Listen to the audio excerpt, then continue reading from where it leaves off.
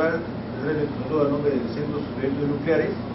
Ustedes saben, todos los jueves del año celebramos una conferencia sobre diversos temas relacionados con tecnología nuclear o radiaciones o temas vinculados a las radiaciones generales. En esta oportunidad, el tema de esta noche es la evolución ocupacional en aplicaciones médicas de las radiaciones no ionizantes. Conferencia que va a estar a cargo del máster en ciencias Pedro Valdía Maldonado, que tiene una maestría en la Universidad de Rennes en Francia, tiene un diplomado en ingeniería nuclear, Instituto de Estudios Nucleares en Madrid, España, y es docente en la Universidad Nacional de Ingeniería en la Facultad de Ingeniería Ambiental. Es profesor principal de todo el Instituto de Investigación de la Facultad de Ingeniería Ambiental. El tema es un tema totalmente actual, donde hay mucha preocupación necesaria a veces por algunos temas relacionados con las radiaciones no ionizantes, y basados en alguna experiencia que se ha llevado a cabo en la Facultad de Ingeniería Ambiental, el señor Valdivia le va a mostrar un poco los alcances que se tienen, las investigaciones que se han realizado, y ustedes puedan sacar algunas conclusiones. Al final de su exposición ustedes podrán hacer las preguntas, mostrar sus inquietudes sobre el tema que se han expuesto esta noche. Pero, gracias.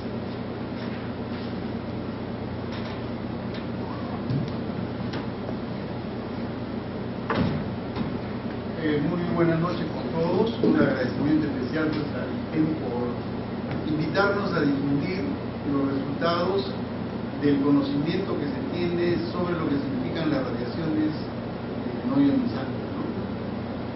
Nosotros, como Facultad de Ingeniería Ambiental de la UNI, tenemos 3 carreras profesionales: Ingeniería Sanitaria, Ingeniería de Higiene y Seguridad Industrial e Ingeniería Ambiental. Entonces, a partir de la carrera de Ingeniería de Seguridad, de Higiene y Seguridad, nos preocupamos por identificar daños de las diversas tecnologías, aplicar las normas y procedimientos para que este trabajo con estas tecnologías se haga en condiciones. A partir de esos objetivos, pues hemos seguido también la preocupación de poder evaluar, ¿no?, cuál es la situación real en cuanto al tema de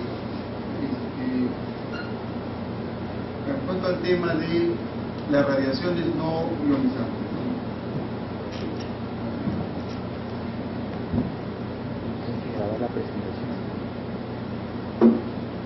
Muy bien, entonces haciendo el enfoque marco de lo que vamos a hablar nosotros, diríamos pues que en seguridad tenemos unos grandes objetivos que son establecidos en el reglamento de seguridad y el trabajo que lo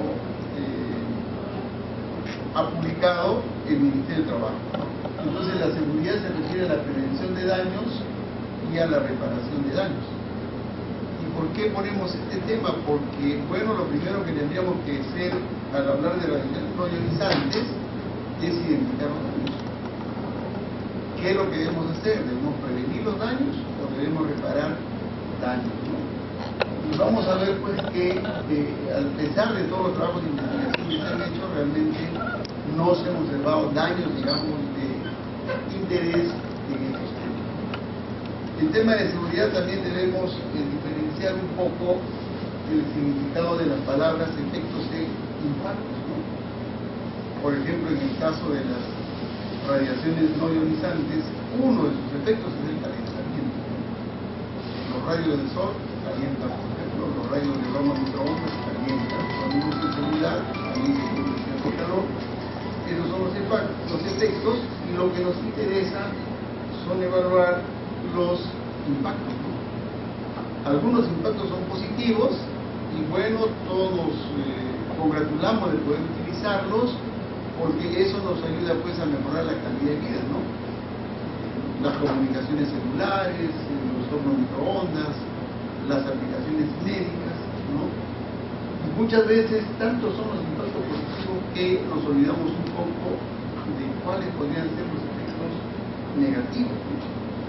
Por ejemplo, todos sabemos que las radiaciones no ionizantes permiten calentar, ¿no?, el tejido biológico a través de los hornos microondas. Pero ese calentamiento también tiene un efecto negativo ya conocido, digamos, que son la quemadura de piel, ¿no? Los sistemas solares por una demasiada exposición. Entonces las radiaciones ionizantes también van a tener pues, impactos positivos de impactos negativos. Evidentemente hay mucha información acerca de cuál es la situación a nivel internacional, pero en nuestro país, ¿cómo suceden las cosas? Alguien ha hecho mediciones, debemos simplemente tomar los valores de otros países para poder construir nuestras propias normas. Son los temas pues que nos llevaron a desarrollar este estudio de la difusión ocupacional de equipos de aplicaciones médicas en radiaciones no ionizantes.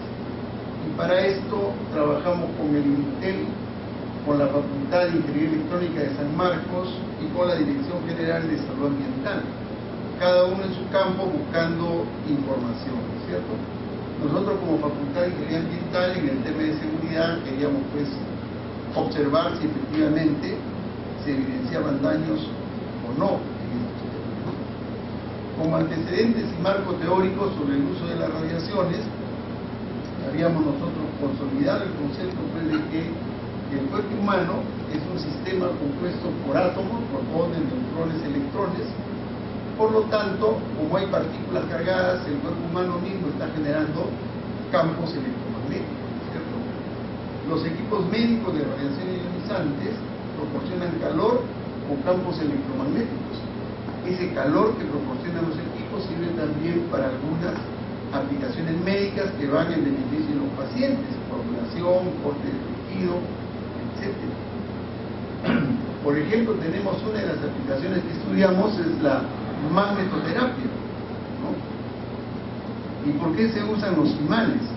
Se dice que una intoxicación cualquiera, o una infección, tensión, algún traumatismo, alteran esos campos magnéticos internos que tenemos en forma natural en el cuerpo humano. Entonces esas intoxicaciones, tensiones, modifican el comportamiento del cuerpo. Pero como en otro caso, el cuerpo tiene una función reguladora y esa función reguladora pues sirve para poder restablecer el equilibrio de estos campos magnéticos internos. Sin embargo, si se rebasan esos límites, como sucede con cualquier otra tecnología, esa función reguladora no puede cumplir su objetivo. Y es acá donde entra, digamos, en acción este tratamiento utilizando campos magnéticos, por ejemplo, ¿no? Imanes permanentes o electroimanes. Se sabe, por ejemplo, que el polo norte de un imán tiene un efecto relajante y el polo sur un efecto antiinflamatorio. Entonces, si se aplica un imán a una dolencia de una persona, pues ese dolor muscular de cabeza desaparece. Entonces, esto es alguno de los beneficios que se pueden lograr a través de estas técnicas, conociendo evidentemente que el cuerpo humano mismo es un emisor, digamos, productor de campos magnéticos. Los equipos que nosotros estudiábamos se denominan pues magnetómetros, y tenemos pues de dos tipos. El primero, el que está en la parte superior, podríamos llamarlo un magnetómetro de cuerpo entero. Vemos acá un solenoide y una persona recostada en esta camilla, y el solenoide que lo recorre de pies a cabeza emitiendo ondas electromagnéticas. Acá hay otros equipos de aplicación local, solenoides más pequeños, donde uno puede colocar las manos y por efecto de esos campos magnéticos lograr pues una curación o una terapia correspondiente. Otro equipo que tuvimos oportunidad de evaluar es lo que se usan en diatermia terapéutica.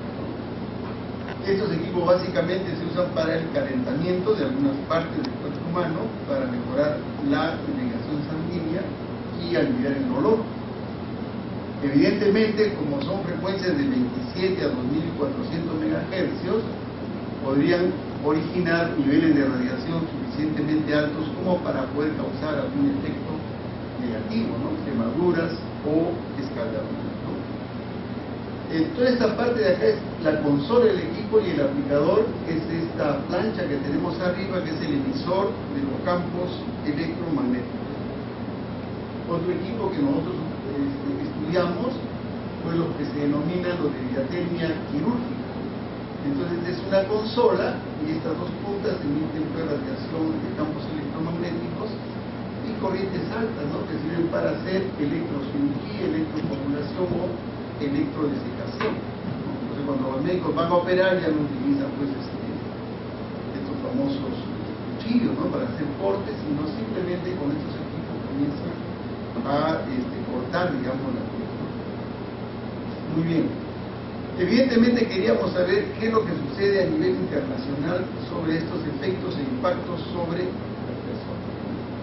La opinión generalizada se orienta, digamos, a preocuparse sobre las emisiones de la torre de telefonía celular. Pero en este caso, nosotros diríamos, oye, ¿realmente hay problemas con estas antenas emisoras de ondas electromagnéticas? ¿Quiénes deberían ser los primeros en alertarnos si efectivamente causan daño? Entendemos que deberían ser los médicos, ¿no? Porque ellos deberían evaluar a una persona en estado sano y evaluar a la persona después de la exposición. Y no solamente basarse, digamos, en la palabra del médico, sino que un elemento importante van a ser los registros, ¿no? Para que ese daño pueda ser identificado y comprobado, tiene que estar escrito en algún demasiado lejos.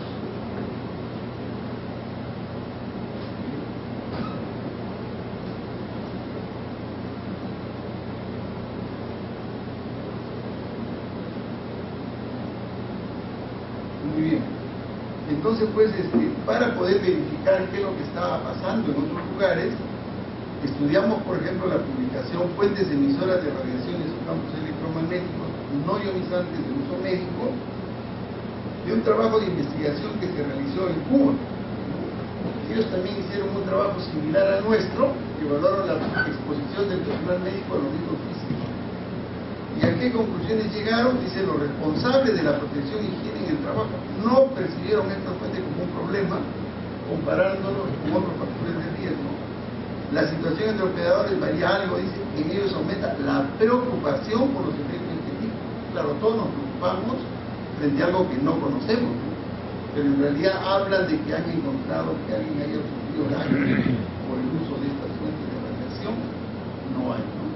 Otro documento que analizamos fue la Enciclopedia de Salud y Seguridad en el Trabajo de la Organización Internacional del Trabajo. Y fíjense lo que ellos dicen en relación a las radiaciones no ionizantes y efectos cancerígenos. Los escasos estudios notificados sobre cáncer en animales no han sido de mucha ayuda para valorar el riesgo.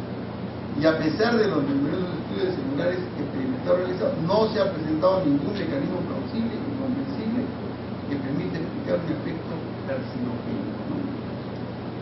En relación al embarazo, dice, diferentes trabajos de investigación han dado en su mayor parte resultados negativos, obteniéndose en muchos casos resultados contradictorios, ¿no? De forma similar, van dando información sobre efectos neurológicos, de comportamiento, sobre hipersensibilidad. Y todos los investigadores más o menos concluyen también en la misma forma. Es evidente que se requiere más investigación para lograr una comprensión satisfactoria de estos resultados. Es decir, sabemos que existe preocupación en las personas, pero no hay todavía ninguna evidencia concreta, ¿no?, de que haya existido un daño en relación a las fuentes no ionizantes. ¿Eso significa que debemos cruzarnos de brazos? No, simplemente eso significa que debemos continuar investigando, ¿no?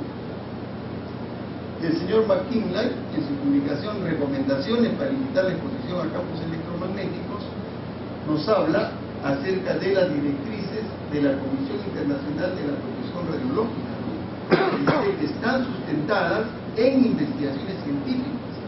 La evidencia en conjunto no indica que la exposición a radiofrecuencias incremente el riesgo de cáncer. Entonces, la publicación de la Comisión Internacional de Radiaciones no ionizantes es la que se va convirtiendo en la guía, digamos, a nivel universal sobre estos temas. Y cuando ellos hablan de campos electromagnéticos variables, hablan de que su interacción, dice, con el cuerpo origina un flujo de cargas eléctricas, fenómenos de polarización y reorientación de dipolos eléctricos alrededor del tejido expuesto. Estamos hablando de efectos, no estamos hablando de impactos. Y los campos magnéticos variables hasta 300 GHz, su interacción con el cuerpo induce campos eléctricos y corrientes eléctricas. Igualmente, cuando habla de campos magnéticos estáticos, dice que el conocimiento actual no indica que se puedan producir efectos perjudiciales, es decir, impactos perjudiciales. El máximo organismo, digamos, cabeza de todo este sistema está dando su opinión también en ese sentido. Igualmente, la Organización Mundial de la Salud, en los diferentes eventos que hemos tenido con ellos, a través de sus representantes, en particular en la cual llegaba también a las mismas conclusiones. ¿Qué hay sobre en los efectos o impactos negativos de las radiaciones no ionizantes? Bueno, en nuestros países, como en Latinoamérica, no hay ningún dato, ¿no? Todos son de los países industrializados. E inclusive entre los países industrializados hay diferencias en distribución de exposición en Norteamérica, Europa, Nueva Zelanda. Por lo tanto, pues los datos que se recogen en esos países, dice, deben ser diferentes a los datos esperados dentro de otras regiones como América Latina. Los cálculos de las radiaciones atribuibles no pueden ser extrapolados a países en desarrollo. ¿Qué significa eso? Que a pesar de que los países desarrollados digan pues, que no producen ningún daño, nosotros no podemos tomar a ciegas, digamos, esas cifras como referencias. No serían tan válidas. Nosotros mismos deberíamos hacer nuestros propios trabajos de investigación. Muy bien, mientras nosotros nos preocupamos pues, por los efectos de los campos electromagnéticos, también como ya especialistas en temas de seguridad, tenemos que tener la mirada amplia, ¿no? Y dentro del trabajo de investigación observamos nosotros que el uso de estos equipos de radiaciones no ionizantes no solamente generan pues estos campos magnéticos que podrían causar algún perjuicio, sino también que generan otro agente que se conoce como el humo quirúrgico, ¿no? Estos señores Sperman y asociados hablan, dicen, que es necesario velar por la seguridad de los cirujanos y personal asistente, debido a que el humo generado durante estos procedimientos contiene agentes químicos, algunos de ellos cancerígenos, que son inhalados por ellos. Particularmente cuando hacen una operación, ¿no? Con esos equipos de diatermia quirúrgica, cortan y sale el líquido que está en la sangre sale hacia arriba. Pues eso de repente está causando más daño que la propia onda electromagnética. Entonces deberíamos tomar en cuenta, no solamente cuando hablamos de equipos de radiaciones no ionizantes, las ondas electromagnéticas, sino aquellos efectos que podrían estar asociados a su uso, ¿no? Entonces, en nuestro trabajo pues tuvimos en cuenta estos antecedentes y el problema lo planteamos de la siguiente forma. En Perú, efectivamente, no tenemos niveles de exposición a radiaciones no ionizantes debidamente registrados que puedan servir en términos de comparación, ¿no es cierto?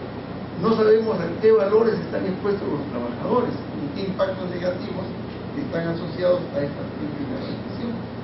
Para ello, pues, nos basamos también en los límites de exposición de la Comisión Internacional de Radioprotección, tanto para la exposición poblacional como para la exposición ocupacional. Para esos equipos que estamos mencionando, ¿no? Magnetoterapia, diatermia quirúrgica y diatermia en microondas. Los equipos de medición que utilizamos somos los que estamos viendo acá en la pantalla, son equipos NARDA. Generalmente son equipos muy caros, ¿no? Los que están arriba cuestan el orden de $16 a $20, el que está abajo de repente llega a los $50 a $60,000. Más lo que necesitamos para hacerle su calibración una o dos veces al año, que realmente tal vez el trabajo de estas mediciones es muy caro. Muy caro como para que cada uno lo pueda hacer por su cuenta, ¿no? Entonces por eso es que nosotros recurrimos a esta asociación con Intel, por ejemplo, con San Marcos, que son entidades que en sus facultades de electrónica, porque estos equipos son para medir pues, niveles de emisiones electrónicas de campos electromagnéticos, ¿no es cierto? Y nosotros como ingenieros de seguridad simplemente observar si hay o no daño asociado a estas ondas, no tanto son expertos en el manejo de estos equipos. La metodología que se utilizó fue también la propuesta por los especialistas en electrónica, que son los de la IEEE, la norma C95 de 1961, y habla la distancia entre los electrodos, altura de medición. Claro, como hemos mencionado, nuestro trabajo también lo basamos en la revisión de documentos, tanto impresos como electrónicos, ¿no? E igualmente hicimos conferencias nacionales e internacionales para comparar nuestros resultados, invitando expertos de organismos nacionales e internacionales. ¿Cómo podemos nosotros dar validez a nuestros datos? Bueno, conversando con todos los responsables y el personal de las diferentes entidades médicas, y ahí fue valioso el apoyo que nos dio la IGES. ¿Por qué nos abrió la puerta a los hospitales? ¿No es cierto? Los médicos a veces son un poco celosos, ¿no?, con su información. Entonces nosotros desde el punto de vista de ingeniería no podemos tocar y abrir la puerta, ¿no?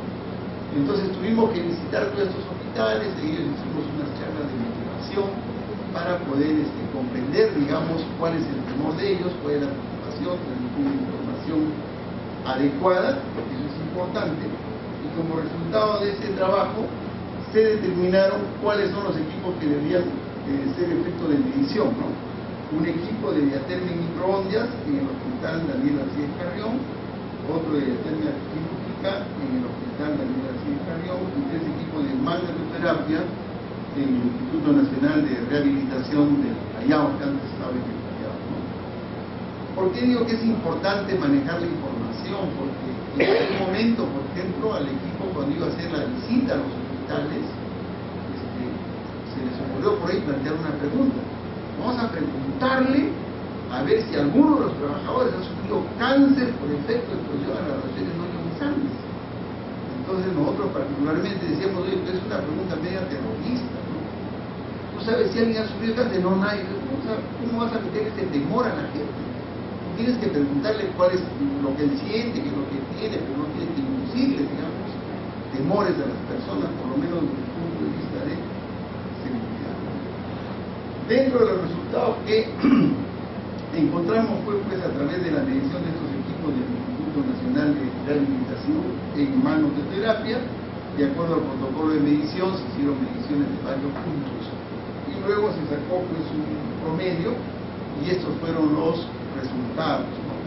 Acá tienen ustedes algunos valores de mediciones para exposición poblacional y ocupacional, que es la que más nos interesaba. En el tema de radiaciones no ionizantes, las evaluaciones se hacen en función del porcentaje en el cual uno supera las normas del Instituto de la Comisión Internacional de Radiaciones no ionizantes, ¿no? Y si vamos acá, en este primer caso ocupacional, sería el 0,26% del valor límite, ¿no? O sea, ni siquiera llegamos a 1% del valor límite. Igual en este otro campo tenemos 3,02, 0,42, acá tenemos 0,32, 1,05, 0,22. Es decir, los límites de exposición a los cuales estaban expuestos esos trabajadores estaban muy por debajo de los valores que recomiendan las condiciones internacionales. En el caso profesional, evidentemente los valores son más altos porque esos son determinados según el tratamiento médico, eso lo entendemos bien, ¿no?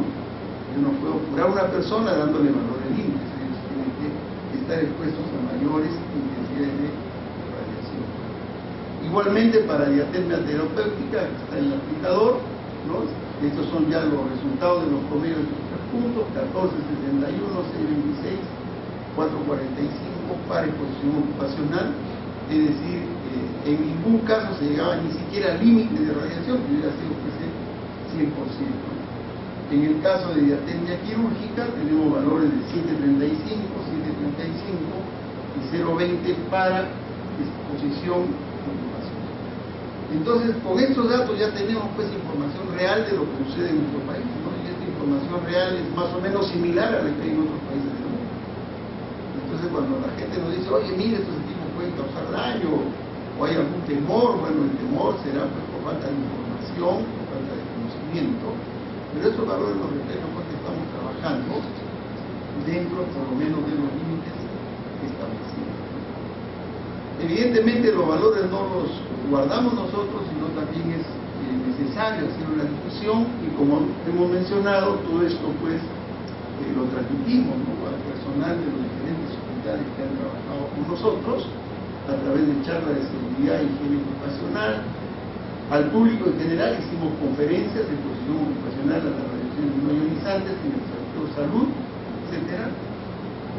Y luego también eventos internacionales, o sea, trajimos expertos, ¿no?, como la doctora Van de Werter de la Organización Mundial de la Salud, el profesor Paolo Vecchia, que fue presidente justamente de la Comisión Internacional de la Protección contra Radiaciones no ionizantes, que ahora es profesor en la Universidad de Roma, investigadores nacionales, etcétera, todos los que han trabajado en este tema.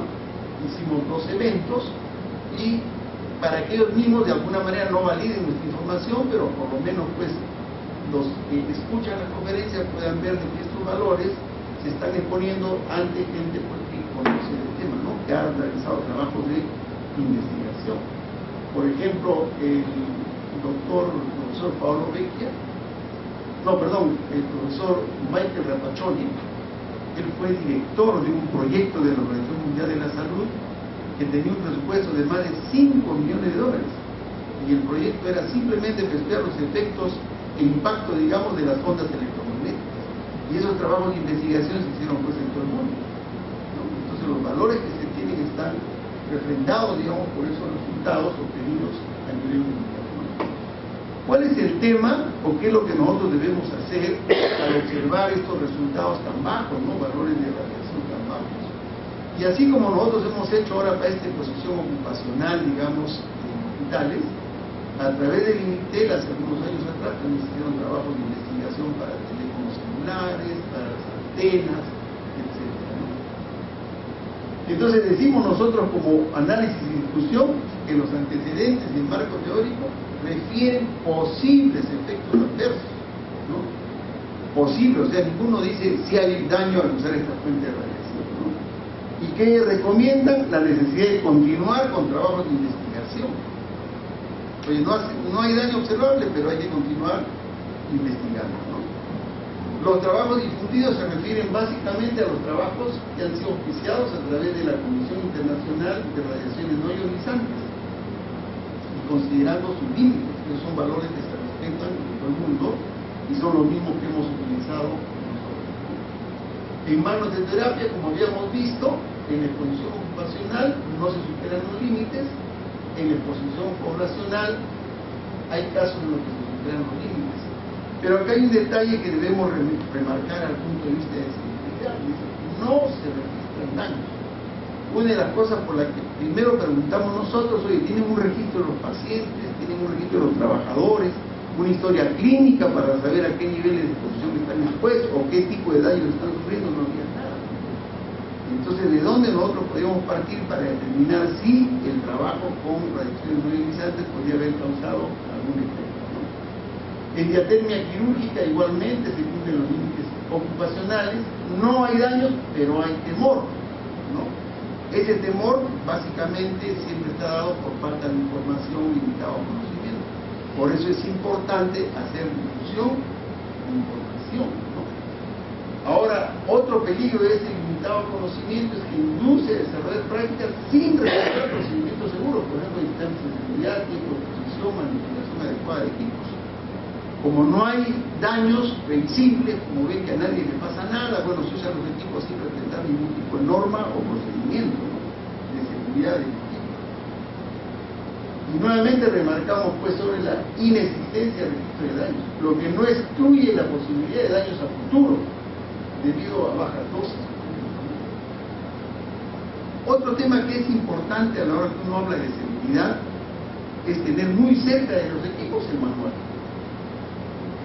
porque generalmente los fabricantes son obligados a producir equipos de calidad, ¿no?, equipos que respeten las normas de seguridad. Cuando ustedes compran un celular, ¿no?, les dan un manual, y si leen el manual ahí dice, ¿no?, condiciones de seguridad. Entonces, si en todas las aplicaciones donde uno use un equipo de radiaciones no ionizantes, si tuviera el manual del equipo y respetara esa norma de seguridad que dice ahí, sería suficiente para estar, digamos, protegido contra posibles daños. Pero nosotros no tenemos esa costumbre, no tenemos esa. En los países desarrollados, ¿qué es lo que se observa? Se observa que sin horno microondas, por ejemplo, se malogra, ellos inmediatamente lo botan y se compran uno nuevo. Se supone que el nuevo pues cumple todas las especificaciones técnicas. En cambio, en nuestros países, ¿qué hacemos cuando se malogra el horno microondas? Lo llevamos a las Malvinas, ¿no es cierto?, al caserito de la esquina, en la garra que hace funcionar el horno, pero oye, la puerta está nuevamente bien sellada, se cumple la norma de seguridad. Eso no lo sabemos. Entonces, cuando nosotros hablamos de seguridad frente a cualquier tipo de riesgos, es importante para nosotros los registros de la persona, del equipo. Es importante el manual del equipo, tenerlo a la mano. A la hora que compramos un automóvil, inmediatamente nos dan el manual del automóvil, ¿no?, cómo cambiar llantas, cómo cambiar baterías, cada cuánto tiempo cambiar el aceite. Si nosotros cumplimos con lo que nos dice el manual, no tenemos problema. Y eso es lo que nos falta, digamos, a la hora de hablar, digamos, de seguridad de estos equipos de radiaciones no ionizantes. ¿Qué ¿Qué es lo que se observa? Temor. Y nosotros decimos que ese temor es natural. ¿Por qué? Porque no hay información, porque desconoce. Este temor se puede superar por concursos, charlas, seminarios, etc. Y lo que observamos también es que no solamente hay que capacitar, digamos, en radiaciones no ionizantes, sino también capacitar en análisis comparativo de riesgos. Porque nosotros podríamos decir, mira, vamos a ser expertos en seguridad de radiaciones no ionizantes, te protegemos bien, pero de repente pues en tu ambiente hay un gran riesgo de incendio, de cortocircuitos, alambres sueltos, etcétera, ¿no? Entonces, cuando hablamos de seguridad no podemos hablar de solo riesgos, tenemos que hablar de todos los riesgos presentes, y por ello es importante también hacer estos análisis comparativos de riesgos, ¿no? Oye, ¿cuál es el riesgo que yo tengo cuando uso fuentes de radiaciones ionizantes, cuando uso agentes químicos, etc.? Un caso particular de la falta de este análisis comparativo de riesgos se vio una publicación que salió en el país hará unos 2 o 3 años atrás. Decía, el Tribunal Constitucional ordenó desmontar las antenas celulares, esas antenas que se fueron. ¿Por qué? Decía, porque es posible que puedan causar daños.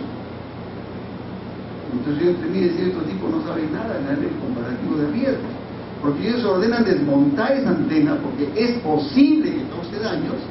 Ellos lo que deberían hacer es mandar a apagar el sol, porque el sol no es posible que cause daños, el sol causa daños, ¿sí o no? El sol causa cáncer de piel, hay mucha gente que se muere con cáncer de piel. Entonces ellos van a cerrar alguna instalación o detener alguna tecnología por la posibilidad, y lo primero que deberían hacer es apagar el sol, el daño que eso ocurre, ¿no? Entonces falta ese tema. Otro aspecto importante desde el punto de vista de seguridad es el involucramiento de los gerentes. Ya las normas de seguridad laboral, digamos, dictadas por el Ministerio de Trabajo, ¿no?, indican pues que el responsable de la seguridad es el empleador, es el gerente, ¿no? Pero eso a veces no se aplica en todas las entidades, en todas las empresas, se aplica en algunas industrias que son pues inspeccionadas, fiscalizadas por el Ministerio de Trabajo. Pero también debería aplicarse, en nuestro caso, en los hospitales, por ejemplo, ¿no? ¿Y quién es el responsable de la seguridad? El director del hospital. Y él debería estar involucrado. Entonces, cuando uno va a hacer trabajos de investigación, se encuentra con los operadores, los técnicos, los médicos, están preocupados, pero no hay normas, no hay mantenimiento, no hay esto, porque el director del hospital no aparece. Es en nuestro caso, ¿no? Y es el caso en muchas otras actividades, ¿no? Nuevamente insistimos en relacionar la gestión de riesgos con la gestión de otros riesgos, ¿no? Por ejemplo, las radiaciones ionizantes, bacteriológicas, en las que sí se observa un mayor involucramiento de autoridades. Por ejemplo, en los hospitales sí se observa que los médicos, los directivos están preocupados por el tema de radiaciones ionizantes, ¿no? Tienen sus señales de seguridad, pues ahí se están involucrados. Pero en los temas el tema de bacteriológicos también, ¿no? Pero el tema de radiaciones no ionizantes no están muy bien involucrados, ¿no? Un tema sencillo sería pues promover señales de seguridad y procedimientos simples, ¿no?, para la seguridad. Su mínimo costo los hace fácilmente accesibles. Y porque a veces los hospitales pues no invierten, o las empresas de forma general no invierten en estas cosas simples, porque como no hay daño, pues no pasa nada, ¿no? Entonces no son conscientes de que es necesario tener una actitud, digamos, de prevención hacia el futuro, ¿no? Hablamos nosotros, como hablan todos, de continuar investigando, ¿no? Sobre todo, dice, asociando entidades de salud con entidades de otras especialidades para prever de manera integral los posibles efectos e impactos de radiaciones no ionizantes. Nosotros lo logramos esto en nuestro equipo, porque estaba el INITEL, que eran ingenieros, la Facultad de Electrónica de Ingenieros de San Marcos, la UNI, que eran ingenieros, y logramos involucrar a médicos de Ligesa. Entonces, en cualquier trabajo de investigación sobre seguridad o evaluación de riesgos, el personal médico, paramédico, tiene que estar metido, porque nosotros vamos a evaluar riesgos a las personas, ¿no? Entonces, en ese paso en particular, es necesario que nosotros contactemos pues con ellos. Entonces, todas las investigaciones que hemos realizado ahora hablan acerca de la posibilidad de daños, pero no reportan casos concretos, ¿no?, en temas ocupacionales. Cada vez que he tenido oportunidad de dictar cursos o charlas sobre estos temas, siempre he preguntado, ¿conocen de algún caso concreto de daño por radiación? Y nuevamente les haría la pregunta a ustedes, ¿conocen algún caso concreto así de daño por radiación no ionizante? ¿Alguno de ustedes conoce así efectivamente?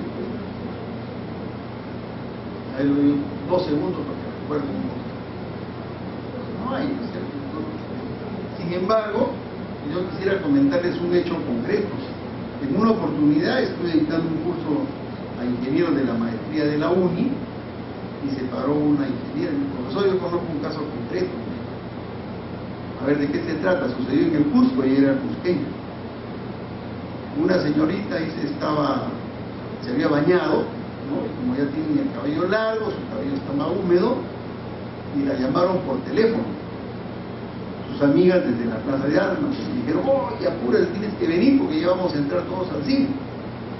Y ella dijo: yo no puedo porque me acabo de bañar y mi cabello está mojado. No, pero tienes que venir, y apúrate que estamos todas juntas. ¿Y qué se le ocurrió a esta niña con cabello mojado? Según contaba esta alumna, ¿no? Agarró su cabello y lo metió en el horno microondas.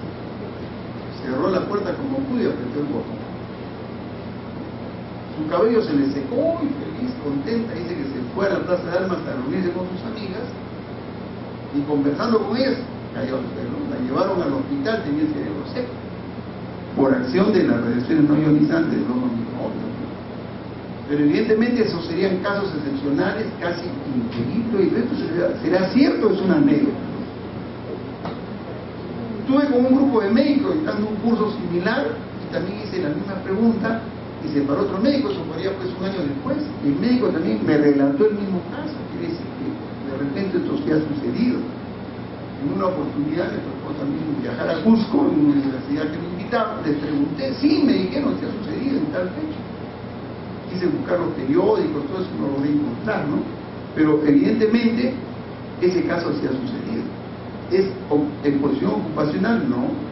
¿Es una exposición, digamos, continua, permanente, de rutina? Tampoco. Y son casos en los cuales ya uno no se puede imaginar, ¿no? Entonces podríamos decir: oye, la radiación no ionizante hace daño, se hacen daño, pues, ¿no? En casos extremos, en casos de exposición extrema.